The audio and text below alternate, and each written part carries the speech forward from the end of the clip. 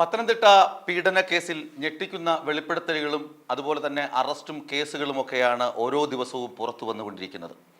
Case report ചെയ്യപ്പെട്ട ആദ്യ ദിവസങ്ങളിൽ തന്നെ അറസ്റ്റുകൾ തുടങ്ങിയിരുന്നു. പോലീസ് അതീവ രഹസ്യമായാണ് കേസിൻ്റെ അന്വേഷണം നടത്തിയത്. ഇക്കഴിഞ്ഞ ദിവസം 14 പേരെ അറസ്റ്റ് ചെയ്തതുൾപ്പെടെ ഈ കേസിൽ ഇതുവരെ പിടിയിലായത് 42 പ്രതികളാണ്. ആകെ കേസിലുള്ളത് 62 പേരാണ് തന്നെ പീഡിപ്പിച്ചിട്ടുള്ളത് എന്ന് പറഞ്ഞ പെൺകുട്ടിയുടെ മൊഴിയുടെ അടിസ്ഥാനത്തിൽ അന്വേഷിച്ചു. അതിനുശേഷം പോലീസ് ഇപ്പോൾ പറയുന്നത് 58 പേരാണ് പ്രതികൾ.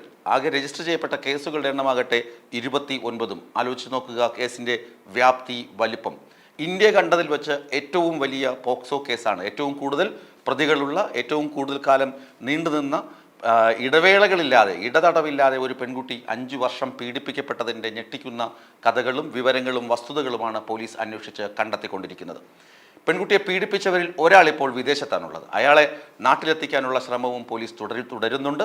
അതുപോലെ പത്തനംതിട്ട ജില്ലയ്ക്ക് പുറത്തുള്ള ആളുകളെ, പ്രതികളെ കണ്ടെത്താനും അവരെ അറസ്റ്റ് ചെയ്യാനുമുള്ള നീക്കവും നടക്കുന്നുണ്ട്. ഇനി പിടികൂടാനുള്ളത് 14 പേരെ കഴിഞ്ഞ ദിവസം അറസ്റ്റ് ചെയ്തു. 58 പ്രതികളാണ് കേസിലുള്ളത്, ഞാൻ നേരത്തെ സൂചിപ്പിച്ചു.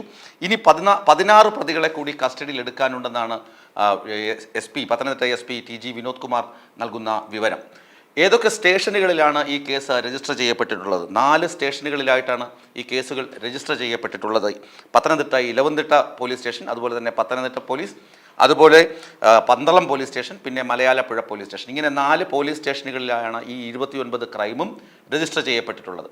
ഈ കേസ് തുടങ്ങുന്നത് 2019 2019 പെൺകുട്ടിക്ക് 13 വയസ്സ് മാത്രം പ്രായമുള്ളപ്പോൾ സമീപവാസിയായ ഒരാൾ പെൺകുട്ടിയോട് അടുപ്പം കൂടുകയും ഈ പെൺകുട്ടിയെ ആളൊഴിഞ്ഞ റബ്ബർ തോട്ടത്തിൽ, അതും പട്ടാപ്പകൽ ബൈക്കിൽ കൊണ്ടുപോയി അവിടെ വെച്ചിട്ട് ആദ്യമായി ലൈംഗികമായി പീഡിപ്പിക്കുകയും ചെയ്യുന്നു. എന്നിട്ട് ഈ മൊബൈൽ ദൃശ്യങ്ങൾ പകർത്തി അത് മറ്റ് സുഹൃത്തുക്കൾക്ക് പങ്കുവയ്ക്കുന്നു. സുഹൃത്തുക്കൾ ഇത് കണ്ട് പെൺകുട്ടിയോട് അടുപ്പം കൂടുന്നു. അതിനുശേഷം ഈ പെൺകുട്ടിയെ അവരും ബലാത്സംഗം ചെയ്യുന്നു. പിന്നീട് മറ്റ് പല സ്ഥലങ്ങളിലും വെച്ച്, സ്ഥലങ്ങളെന്ന് പറഞ്ഞാൽ പ്രധാനമായും അച്ചൻകോട്ടുമല തുടങ്ങിയ സ്ഥലങ്ങളിൽ കൊണ്ടുപോയി കൂട്ടബലാത്സംഗത്തിന് ഇരയാക്കി. പത്തനംതിട്ട ജനറൽ ആശുപത്രിയിൽ വെച്ച് കൂട്ടബലാത്സംഗത്തിന് ഇരയാക്കി.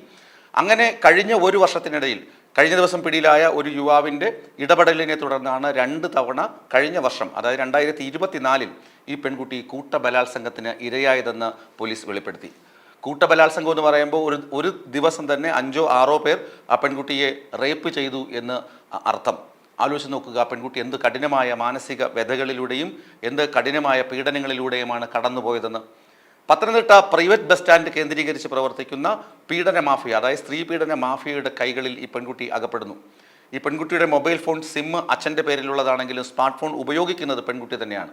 ഈ പെൺകുട്ടിയുടെ മൊബൈൽ ഫോൺ നമ്പർ ലഭിക്കുന്ന ആളുകൾ, അതായത് ഇത്തരം പീഡന മാഫിയയിൽപ്പെട്ട ആളുകൾ ഈ പെൺകുട്ടിയുടെ മൊബൈലിലേക്ക് അശ്ലീല വീഡിയോകൾ അയക്കുന്നു. എന്നിട്ട് ഈ പെൺകുട്ടിയുടെ അശ്ലീല വീഡിയോയും അയച്ചു കൊടുത്തിട്ട് ഭീഷണി തുടങ്ങി ഈ പത്തനംതിട്ട പ്രൈവറ്റ് ബസ് സ്റ്റാൻഡ് കേന്ദ്രീകരിച്ച് പ്രവർത്തിക്കുന്ന പീഡന മാഫിയ സംഘം ഈ പെൺകുട്ടിയെ ആവശ്യക്കാർക്ക് കാഴ്ചവെക്കുന്നു. ആവശ്യക്കാർക്ക് കൊടുത്തിട്ട് ഇടനിലക്കാരായി നിന്ന് പണം കൈപ്പറ്റുന്നു. പത്തനംതിട്ട ബസ് സ്റ്റാൻഡിൽ ഓടാതെ കിടന്ന ബസ്, അതായത് ആളില്ല, പാർക്ക് ചെയ്തിരുന്ന ബസ്സിനുള്ളിൽ വെച്ചും ഈ പെൺകുട്ടിയെ നിഷ്കരുണം ഈ ആളുകൾ, പീഡന മാഫിയയിൽപ്പെട്ട ആളുകൾ ബലാത്സംഗം ചെയ്തു എന്ന ഞെട്ടിക്കുന്ന വിവരങ്ങളാണ് പുറത്തു വരുന്നത്. ഈ കേസിൽ അന്വേഷണം തുടരുകയാണ്. മൊഴിയെടുപ്പ് പൂർത്തിയായിട്ടുണ്ട്, കൗൺസിലിംഗ് പൂർത്തിയായിട്ടുണ്ട്. പെൺകുട്ടി ഇപ്പോൾ കോന്നിയിലെ നിർഭയ ഹെൻറി സെൻറ്ററിലാണ് താമസിക്കുന്നത്. ഡിസംബർ 6 മുതൽ അവിടെയാണ് പെൺകുട്ടിയെ പാർപ്പിച്ചിട്ടുള്ളത്. പെൺകുട്ടിയുടെ രക്ഷിതാക്കളുടെ സാന്നിധ്യത്തിൽ, പ്രത്യേകിച്ച് അമ്മയുടെ സാന്നിധ്യത്തിലാണ് വനിതാ SI പെൺകുട്ടിയുടെ മൊഴികൾ രേഖപ്പെടുത്തി കഴിഞ്ഞു. അപ്പോൾ കേസന്വേഷണം ഇങ്ങനെ പുരോഗമിക്കുകയാണ്. ഇനി 16 പേരെ കൂടി പിടികൂടുമ്പോൾ 58 പ്രതികളുമാകുമ്പോൾ കേസിൻ്റെ ഇത്രയും അധികം പ്രതികളുള്ള ഒരു വലിയ പീഡന കേസ്, സൂര്യനെല്ലിയെ പരാജയപ്പെടുത്തുന്ന തരത്തിലുള്ള വലിയ നമ്പർ പ്രതികളുടെ എണ്ണം കൂടുന്ന ഒരു കേസായി ഇത് മാറുന്നു. 42 പ്രതികളെ ഉടനടി പോലീസിന് അറസ്റ്റ് ചെയ്യാൻ കഴിഞ്ഞത് വലിയ നേട്ടമാണ് ഈ സംഭവത്തിൽ. ഈ സംഭവത്തെക്കുറിച്ച് CBI അന്വേഷിക്കണം, ഈ പെൺകുട്ടിക്ക് നീതി കിട്ടണമെങ്കിൽ CBI അന്വേഷിക്കണമെന്ന് ആവശ്യപ്പെട്ടുകൊണ്ട് കോൺഗ്രസ് നേതാവ് കൊടിക്കുന്നിൽ സുരേഷ് MP ഒക്കെ രംഗത്തെത്തിയിട്ടുണ്ട്. പക്ഷേ കേരള പോലീസിനെ നിർവീര്യമാക്കുന്ന തരത്തിലുള്ള പ്രസ്താവനയാണ് അതൊക്കെ. കാരണം ഡിസംബർ 6 തന്നെ ഈ പെൺകുട്ടിയെ ഷെൽട്ടർ ഹോമിൽ, അഭയകേന്ദ്രത്തിലോട്ട് മാറ്റി.